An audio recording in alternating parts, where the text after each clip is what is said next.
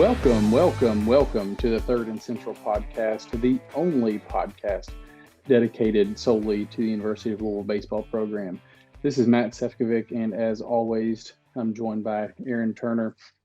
Aaron, one of my favorite things we've done lately is kind of some trivia at the beginning, or just ask you questions about baseball off the top of my head that you don't know are coming your way, and just see how you respond. So tonight, I'm going to throw this one at you. All right.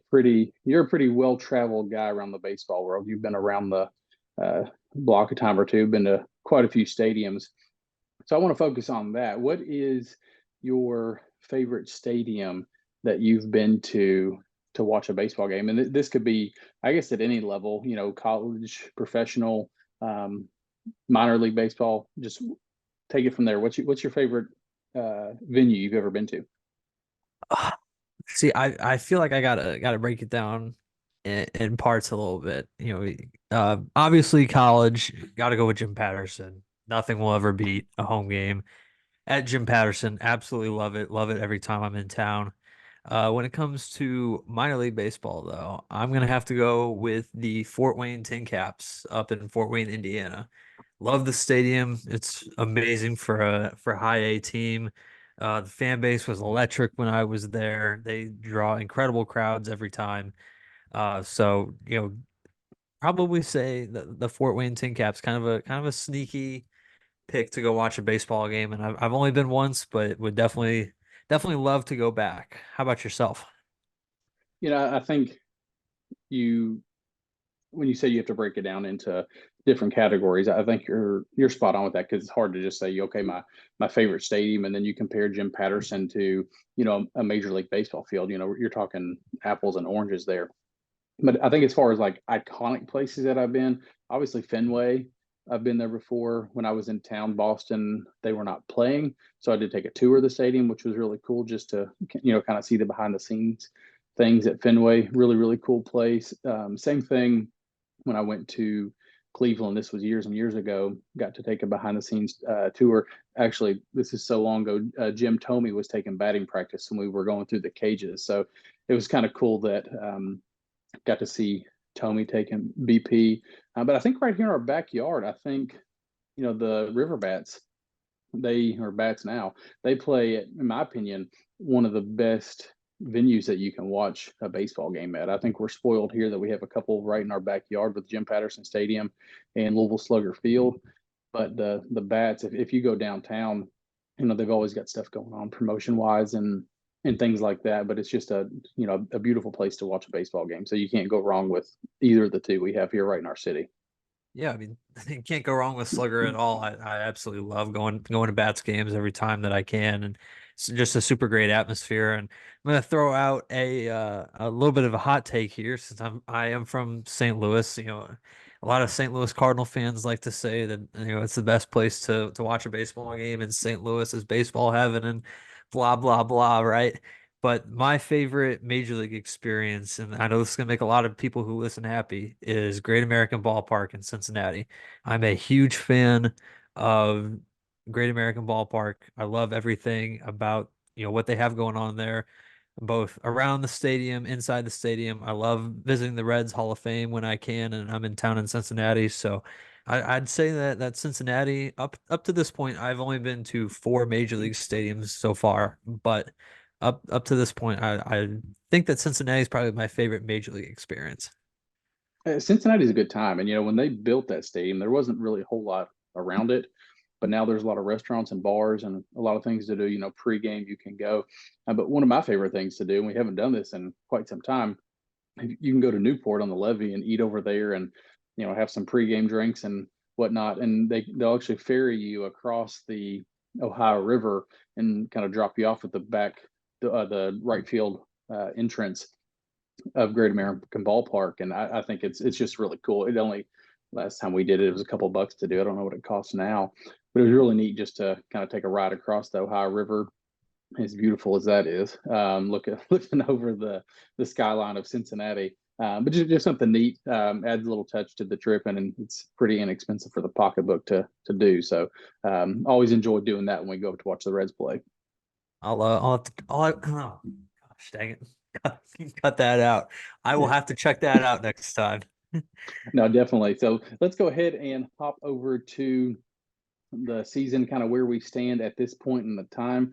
Louisville is currently 24-16. They are 9-9 in the ACC, and that is after the most recent run rule of Western Kentucky, which we'll dive into here in just a little bit. So, kind of the last 4 games, we'll go over that and break those few games down. They beat Miami down in Coral Gables, 2-1. Louisville coming into the season, starting ACC play, lost their first 3 conference series, and now they've won 2 of the last 3 after taking the series this weekend against Miami and then sweeping the Wolfpack from North Carolina State a few weeks ago. Currently, as we're recording, Louisville has an RPI of 81 and a strength of schedule of 58. Those 2 numbers do seem to be going the right direction as the season goes on. The strength of schedule is going to take care of itself. We'll dive into that a little bit more, but you've got a series with Clemson coming up this weekend, which we're definitely going to talk about. We've got a series with North Carolina. They're top 10 in RPI right now. You still got a game with Vandy. Strength of schedule is going to take care of itself. RPI will if you win games. So that's kind of where we are at this point in the season. D1 Baseball just released their projected field of 64. Louisville currently was not in the field, but some of the other smaller publications have also released some recently. College Baseball Central, for one, who you and I have actually been on their podcast before talking a little ACC baseball. So shout out to Micah and Nick and the guys over there. They actually had Louisville in today as a 3 seed. So starting to take notice from some of the guys around the country. This series this weekend against Clemson would go a long way. So that's a real quick overview of where we are. What do you make of all that and kind of where we sit at this point in the season? I myself am very torn right now, honestly, on how I feel about our team. On one hand, I think that we're where we were at a couple weeks ago. We're talking, how do we right the ship? We're heading in a direction that looks just like last year, and now it looks like not only the ship has been righted, but where do we stand in terms of national rankings? Are we going to find ourselves in the top 25 by the end of the season? There are big national publications, like you said, that are starting to take notice. And on the one hand, I think that this team is heading in the right direction. On the other hand, I think that there's still a few things that definitely concern me. And we can dive into that here as we start going into our breakdowns. But overall, I'd say I'm pretty happy with where this team has come in the last 3 weeks. Like I said, it was not always easy. Wasn't sure that we were going to get to this point where we're talking about having our eyes set on postseason baseball. But now that we're here, I'm having a lot of fun with it. Yeah, I talk about RPI a lot, and you and I have dialogues about RPI quite often, and you don't like RPI. I don't either, but it's the reality. It's it's one of the metrics that the selection committee uses, so we have to talk about it. But if you look back at the D1 baseball chat, which I'm a huge fan of, you can ask Kendall and Aaron Fitt, the guys over at D1, anything. They do it every Monday afternoon, I think at 1 o'clock. Somebody asked him a question about Louisville's RPI and their metrics. The guy that submitted the question, his name was Chris. I think he's I think I know who it is, Chris Jones, if I'm not mistaken, because he's talked to me about RPI and ELO and the Massey rating, some of the other ratings before. So I'm pretty sure it was him. So shout out to Chris if it was. The other metrics seem to favor Louisville quite a bit more than RPI does. That sounds good. We can talk about that, how great it is that these metrics like Louisville, they were around 40, 41 in some of the others. But the fact of the matter is the selection committee doesn't look at that. So that doesn't help us out a ton. But the fact that they are improving and increasing in the other metrics, hopefully if we continue to win baseball games, it's going to flow over to the RPI as well. And at the end of the day, that's what matters. And that's what they're going to look at come the selection committee. So correct me if I'm wrong, but back in 21, when we missed the tournament and we were going into the selection show, I believe we were also saying if you go by everything else but RPI, I think we're in. And that RPI ended up being the dagger that kept us out. Is that correct? It is, and you can look back at RPI. Look at even Kentucky a year ago. Kentucky, everybody talked about this. It was kind of one of the big things across the country. Was Kentucky was 40-21. They finished the season 16-14 in the SEC, and their RPI was number 4 in the country. They just didn't have.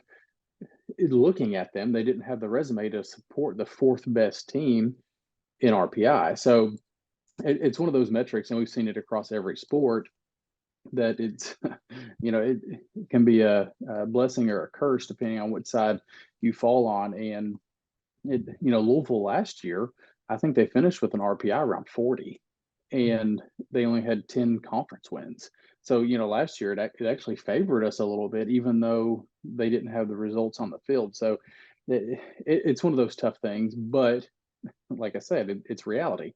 We have to look at that number because the selection committee is going to talk about it, and they're going to continue to talk about it until they get to the selection show. So it's just one of those things that I talk about it a lot. You tell me to stop talking about it, but I don't, because because it is a reality, and we have to bring it up. So let's kind of dive into the Miami series, which is an odd one to me, because that series, that Miami team has a lot of talent, but they're 3-12 in their last 15 games. They really struggled down the stretch, and I remember when the schedule came out. You look at Miami, and it's in Coral Gables.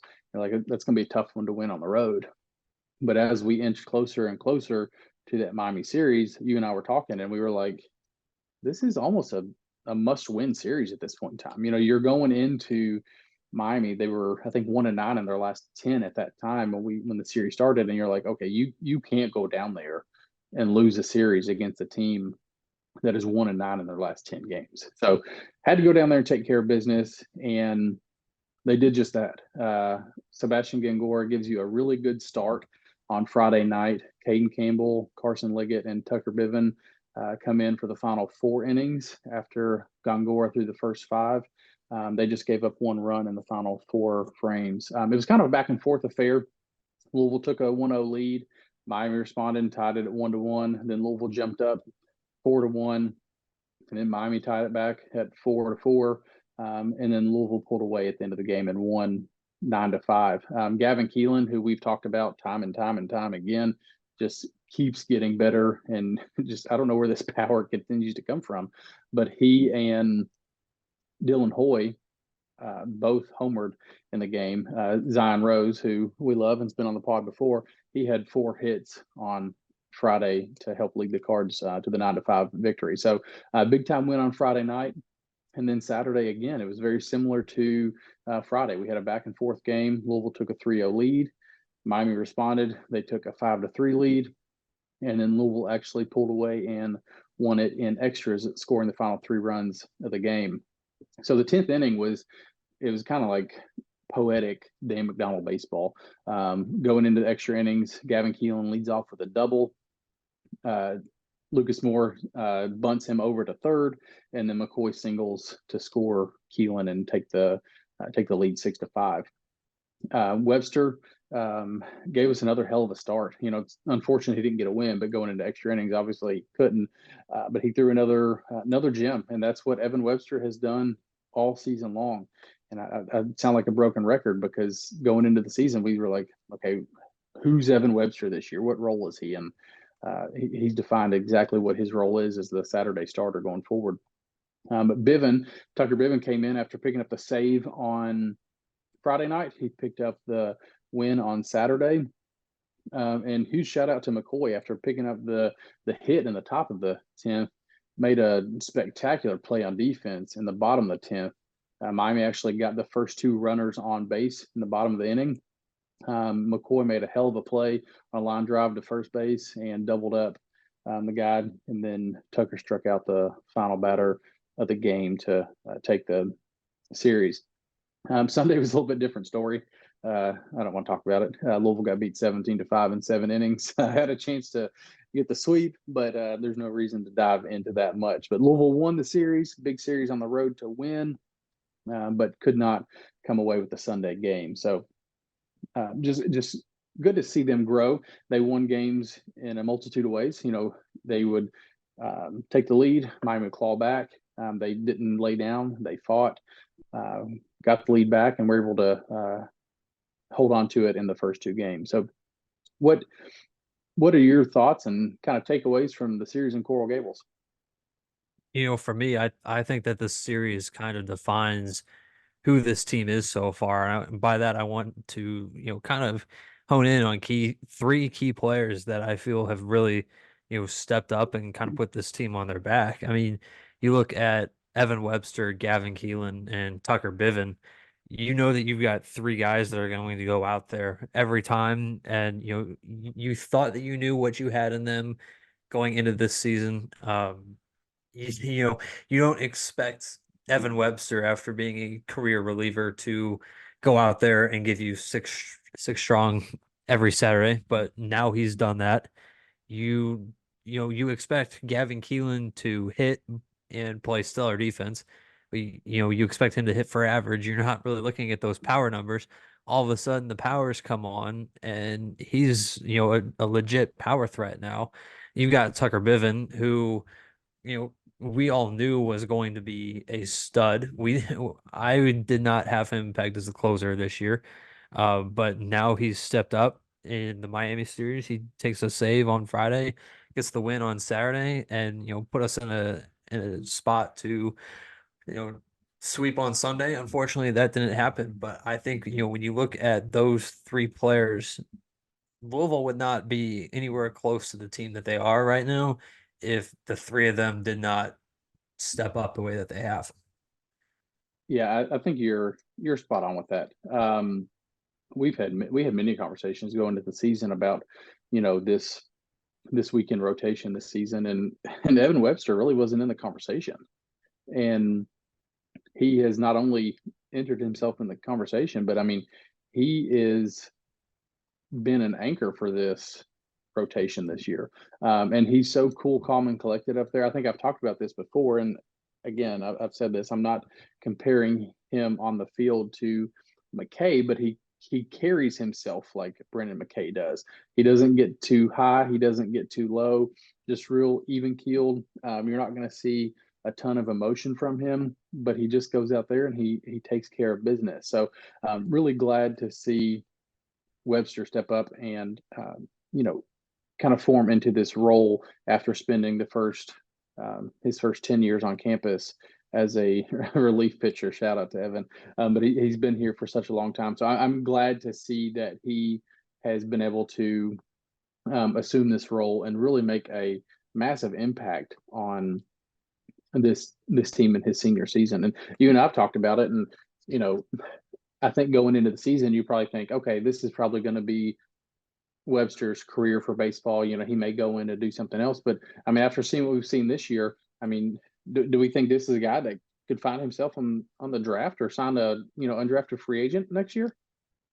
I think that just the way that the draft has transformed over the last few years, teams trying to save money in those middle rounds, with a little bit older guys, the guys who are a little bit more polished. We've seen a few of our guys get taken in that same situation, but I do think that Evan Webster, should he choose to take it, is probably a mid-round type talent right now. The way that he's come on, if I had to project, probably somewhere between rounds 8 and 12, just the way that the draft has shaken out in recent years. But I absolutely do think that if he wants to play professional baseball, that it's definitely a possibility right now.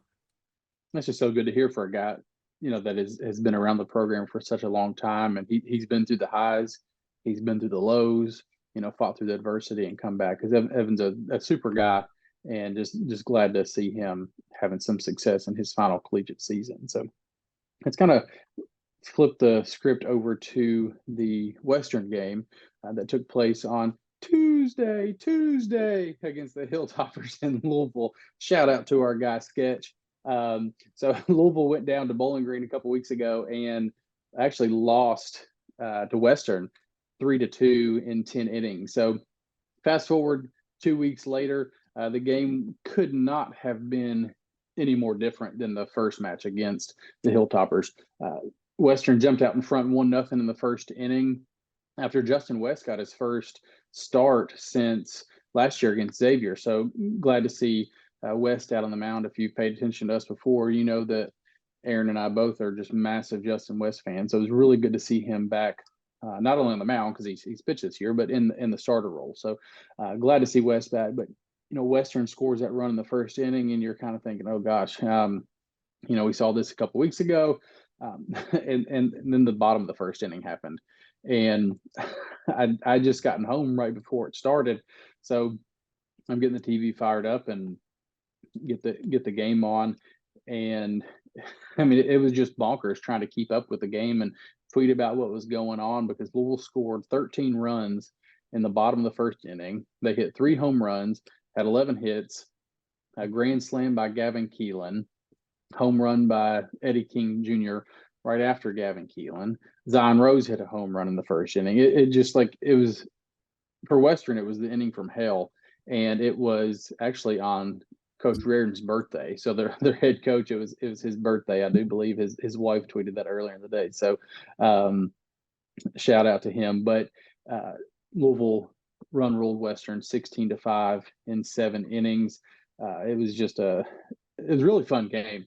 Obviously on this side, watching that transpire how it played out, but it's fascinating. You and I talk about this, and you watch these 2 exact teams play 2 weeks prior, and it's a 3-2 game, and it goes into extra innings, and then 2 weeks later, there's 21 runs scored in 7 innings. Louisville sends, I don't know, 15 guys to the plate in the first inning or so, and scores 13 runs in the first. So, what are your takeaway after the way Louisville responded after falling to Western the first game down in Bowling Green?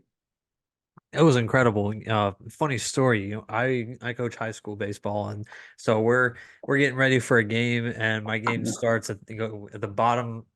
As the Louisville game is going into the bottom of the first. So, put my phone up, and then we end up going into a rain delay and eventually washed out.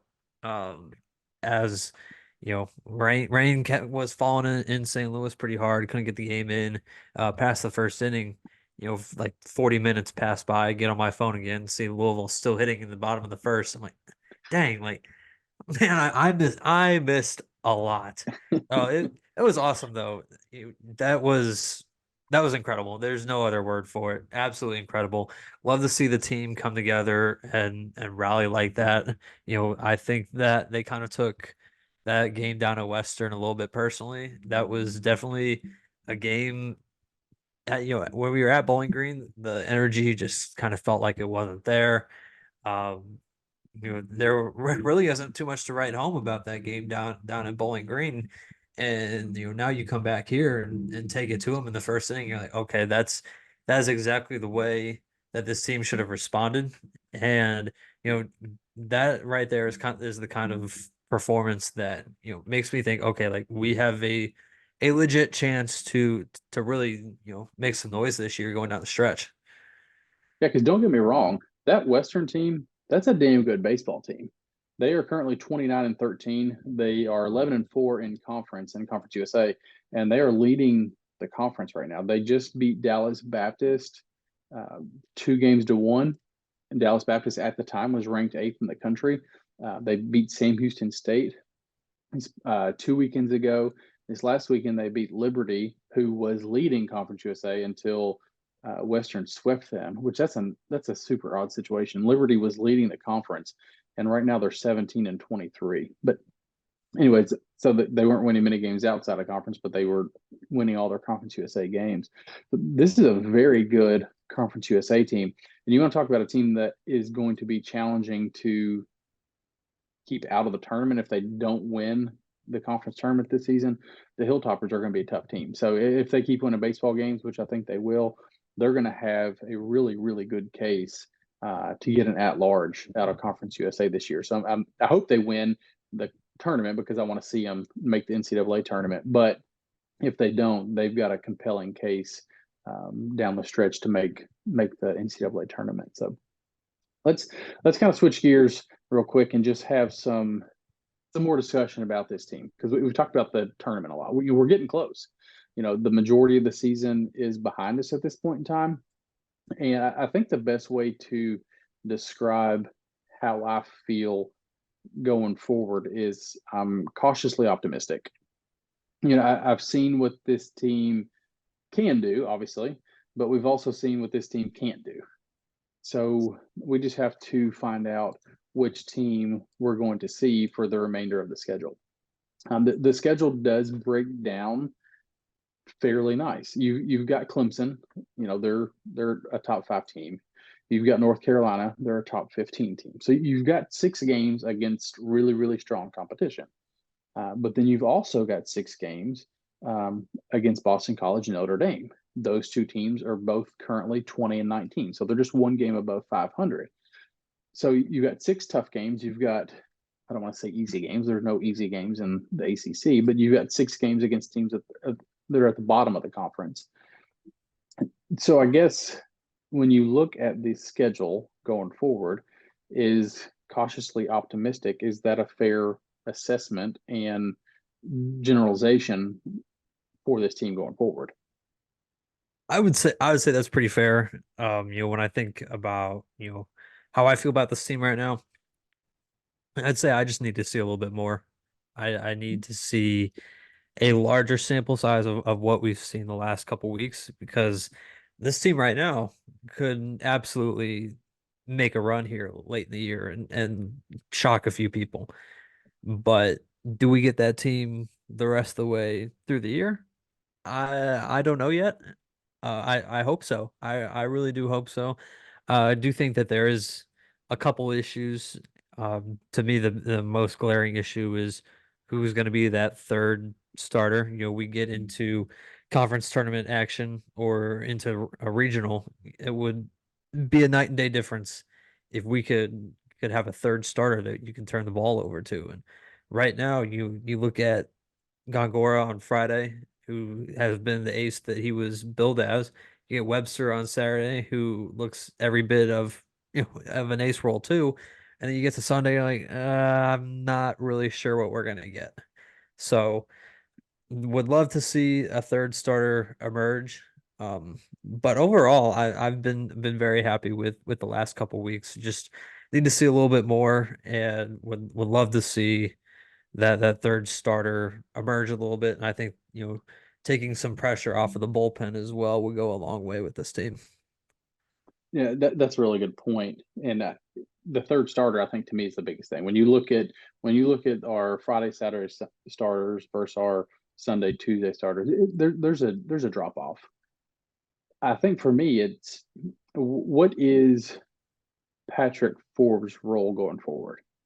We saw him finally back at Miami this weekend. He pitched 1.2 innings just in the limited role. I think he threw around 30 pitches.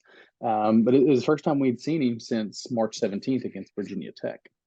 And he had, he was starting to tick up. You were starting to see, okay, he could be that third weekend guy. And then that freak injury that he had, where the hit by pitch when he was pinch hitting, if I'm not mistaken. That's really the last time we saw him. So having him come back and throw, obviously he's healthy enough to be on the mound. So, but is he well enough to take on a major role? I don't know. Do we need him to go out every Sunday and throw 6 or 7 innings? I wish I could say no, but at this point in time, and until we have the bullpen, that's what we're going to get from him. So the bullpen's going to have to just kind of piecemeal this together. But if we can get a guy like Forbes to step up, and if we can get Carson Liggett, kind of back to his old ways, I think this team they're starting to come together. And I'm hoping the game on Tuesday against Western, they had a lot of fun. You texted me. Actually, Aaron, when he saw the score, when his game got rained out, he was telling that story. He texted me and he was like, "What's going on?" And I was like, a lot of fun. Like they're just having fun right now, and maybe that's what they needed. Just to see that, okay, like if we play like this, that's a lot more fun than when we play like that. So hopefully that's the case going forward. But they've got a buzzsaw of Clemson coming to town this weekend. So I know you've done some kind of research, and we'll jump into that here in just a second. But I do want to ask you a question, and it's I wish we had a magic 8 ball in front of us. I wish you had one. I wish I had one. But do you think this is a tournament team? And you can take that two ways. Do you think this is a tournament team now? And do you think this is a tournament team at the end of the season? As of right now, I'm gonna say no. Um, like we've talked about, RPI strength of schedule just isn't there right now. Yeah. You know, we actually talked about this right before we started recording. At the time, back when the season started, you're taking a few losses. A few of those losses at the back in February and March looked pretty bad when they happened. And then now you're looking back on it and you're like, okay, these aren't so bad. The only real bad one would probably be the St. Bonaventure loss and the opening game of that series. Um, but I'm still going to say that no, this is currently not a tournament team. Just because you would have to be, if you're going to make the tournament this year, it's obviously going to be an at-large bid. Just an 100% honest, probably not likely that we're winning the ACC tournament. So you're going to have to get an at-large bid. And when you look at the field as a whole, there's a lot of really strong teams that are deserving of an at-large bid more than we are at the current moment. However, with that being said, I absolutely do think that we can be a tournament team by the end of the year. Like we talked about earlier, the strength of schedule will obviously improve as we go down the stretch. RPI will continue to improve if we keep winning those games. And the way we've been playing right now, I don't see any reason why we shouldn't be winning some of these games coming up. I do think that we control our own destiny. We are absolutely, our fate is in our hands, and there's no other way that I would rather have it than that.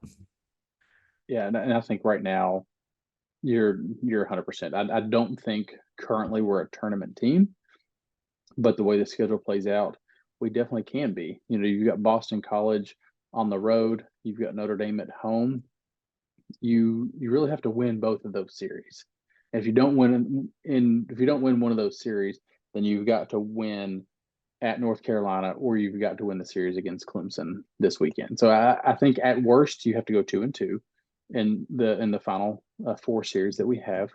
You also have that game in there at Vandy, and that game you can throw all the stats, throw all the numbers out the window, because every time we play Vandy, wild things happen. I don't know if it was last year, a couple years ago. Had two the better offenses in the country, and Louisville beat Vandy like 1-0. So you can throw everything out the window when those two teams play. But if we can pick up a big midweek game against Vandy, who's they're ranked 11th right now, top 20 in the RPI, that would be a big time RPI booster. So the opportunities are there. Northern Kentucky, that's a game we have to win. Not because it's going to significantly increase our metrics, but if you lose a game to a team that's ranked 150th in the RPI, which they're currently 155, that's going to hurt pretty bad. So you can't lose those games. But I think we can be a tournament team come the end of the season. Just have to take care of business down the stretch in these final four series. So, in order to get to that tournament resume, what do you think needs to be, the ACC record, overall record, or conference tournament performance that's going to get us to that point? So, my opinion, I think if you get to 500 in ACC play, if you get to 15 wins this year, as good as the ACC is this year, I don't think they can leave you out of the tournament. That's just my personal opinion. Miami made the tournament last year with 13 conference wins. I don't feel comfortable if we get to 13 conference wins. I think if we get there, the RPI I don't think would support that. I think 15 conference wins. I think it'll be very challenging for us to get left out if we get to that number. So, what does that mean? You go 6-6 in your last 12 conference games. So, you got to find a way to win 6 games. Where they come from, I don't know. Can we win more than 6? I certainly think so. I do. I think you can win the series at Boston College. I think you can win the series at Notre Dame. If you can sweep one of those two, that's just gravy. And then steal a game or two from North Carolina or Clemson. I think the roadmap is there. We just have to take advantage of the opportunity starting this weekend against Clemson. Sure. So speaking of, like Matt said, did a lot of research tonight. I came prepared with all my notes on Clemson. So let's talk about who's coming to town this weekend. So Clemson is currently ranked 5th in the nation, currently hold a record of 32-8 with a 13-5 ACC record. They are first in the Atlantic Division. They're coming off taking 2 of 3 from Pitt, and then they dropped an absolute wild game last night. I don't know if you watched any of it or not, but the little 15-inning game at Georgia in the midweek, that was just a lot of fun. Turned the game off for a little bit. Thought maybe I'd come back to it later, turn it back on. Oh, hey, we're in the 13th inning now. So that was a lot of fun though. Uh, just classic midweek college baseball for sure. Right now, Clemson has a strength of schedule of 13 and an RPI of 5. So a few standout guys on their team. Third baseman Blake Wright leads the offensive charge. He's currently slashing 322, 355, 655 on the season, which is just absurd. 16 home runs and 52 RBIs already. Just an absolute force at the plate. But where they've been getting it done really this year is on the mound. They're 10th in the country in ERA. Their trio of weekend starters looks like it's going to be Matthew Marshall, Ethan Darden, and Aiden Knock, all 3 of whom have gone deep into games. Don't be surprised, if they get rolling, 6, 7, 8 innings is definitely not out of the question for any of those 3 guys. So I think my key for Louisville this weekend is to do anything that you can to get a Clemson starter out of the game early. Try to work deep into the bullpen as quickly as possible, whether that be being aggressive early in at bats and hitting the ball around, or running up pitch counts, seeing a lot of pitches, running up the pitch count that way. Just anything that you can do to get these 3 stars out of the game as quickly as possible, I think is going to be my key this weekend. Yeah, I think a big thing for me is just taking advantage of what they give us and taking what they give us. We've seen this team make base running mistakes. We saw it again the other night against Western on Tuesday night. They were winning by, I don't remember how many runs at the time when it happened, ran into a double play between home and third. And I'm out there yelling at the TV, and my wife is yelling at me to shut up because we're winning by 13 runs. But I'm like, it's these little things that we keep doing, and at some point in time, we have to figure it out because yes, we were winning by 13 runs or whatever it was at the point in time. I don't know the exact moment of the game that it was. But if that happens in a 4-4 game in the bottom of the ninth against Clemson this weekend, and that causes us to go into extra, it's like that's a big deal. So we have to do the small things right. So I think that's what I'm most looking forward to this weekend. Not only am I looking forward to that, I'm also looking forward to not seeing Caden Grice play for the damn Clemson Tigers. Every time we played that guy, he hit like 6 home runs every game, and I'm so happy that we never have to see him ever again from the Louisville dugout. One thing I do want to touch on is Clemson's coach, Eric Bakich, who is a phenomenal coach. I love him. When this was back years ago when Coach McDonald was kind of talking about going to other programs and whatnot, you're like, okay, so if he leaves, who's going to replace him? Bakich was kind of one of the guys around here that we were like, okay, that's who we want. He had done well at Michigan, and if you can win a cold state like Michigan in baseball and go to the College World Series, that's the guy can win. Obviously, he left the Big Ten and went down to Clemson, and he's doing wonderful things down there. But his last trip to Jim Patterson Stadium, we all remember that extremely well. 2 years ago, the regional, when Louisville got put in the losers bracket, came out of losers bracket, and the Cam Masterman, just the amazing shot our buddy Louis Metzinger took. Just he always talks about how it's his iconic moment, but the home run that Metzinger hit and just the way that series transpired. That was Bakic's last trip to Jim Patterson Stadium. So hopefully he gets a similar experience this weekend. But this is a very, very good Clemson team that we're going to be playing, like you said. One thing I'm excited about is I think we're playing them at the right time. They started the season 32-8. Or I'm sorry, they're 32-8 now. They started the season 27-3, and they're 5-5 in their last 10. So, I mean, they've been very good, but they're kind of in a lull right now. So, if there's a good time to play Clemson, I guess if you're looking for a positive about the opponent you've got, this is a really good time to play them. So, I think there's a possibility, to sneak away with a series win against them this weekend. Yeah, hopefully this weekend against a Backage squad is going to be a lot less nerve-wracking than a regional where we have to come out of the losers bracket and throw some controversy in there with a Jack Payton double. That was one of the most nerve-wracking set of games I have ever watched. So hopefully that this weekend is a little bit more, well, probably not going to be laid back because you're playing a fifth-ranked team in the country, but hopefully we can get out early, get these starters out and take it to the Tigers. And that was one of those series that the play at second base that was ruled in Louisville's favor, which he was safe. I mean, that's what the umpire said, so he was safe, right? A lot of those things haven't gone our way in the past. So the fact that one did, we will definitely take it. And one thing I want to touch on before we talk about a few other things is we talked about Sunday starters. And this is one area that Dan McDonnell, since he's been at Louisville, has kind of been one of his staples. And I don't have the stats in front of me, but he's done extremely well at winning Sunday games. That's if you ask him, a lot of his success comes from winning Sunday games. Most of the time you go into Sunday and that's the rubber match. You win the series, you win the game, you win the series. Louisville hasn't done extremely well at winning Sunday games this year. They're 4-5.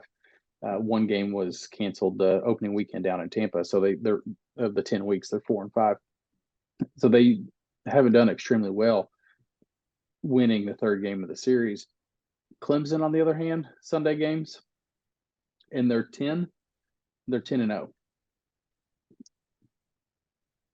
You've got to get to them early because if you get to Sunday, they haven't lost yet.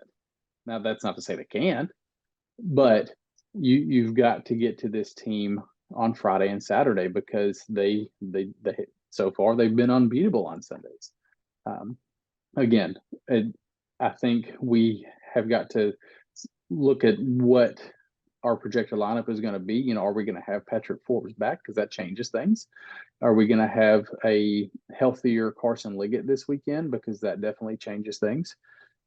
How long does Sebastian go on Friday? How long does, Evan Webster go on Saturday? So there's a lot of things that go into play, but, I don't think you want to go into Sunday against Clemson in a must-win situation because so far up to this point, nobody has beat them on Sunday.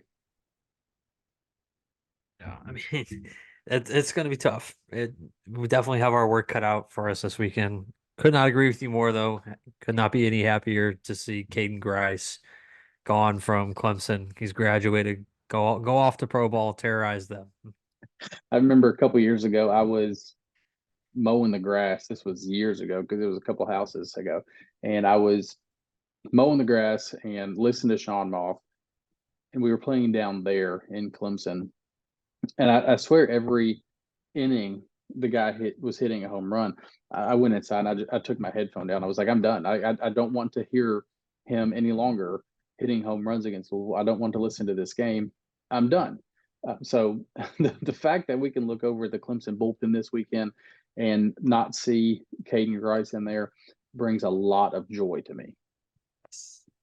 So now that we've talked about Clemson this weekend and kind of what to expect, it's going to be a fun weekend. So let's just run over the schedule real quick. Friday night, first pitch is 6 o'clock.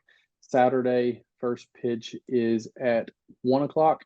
And then Sunday, a little bit later than normal, it's a 4 o'clock start, but the game's going to be on ESPN2. So you don't have to worry about streaming. You don't have to worry about any of that. You can just turn on regular TV and it'll be on ESPN2. All three games are going to be on 93.9 The Ville. If you want to listen to our man, Sean Moth, he will do his best to let us know what's going on, when the trains are going north, when they're going south, and everything in between. So should be a fun weekend. It's going to be a hot weekend. I was looking at the weather earlier. I think we're going to be in the 80s. So good baseball weather.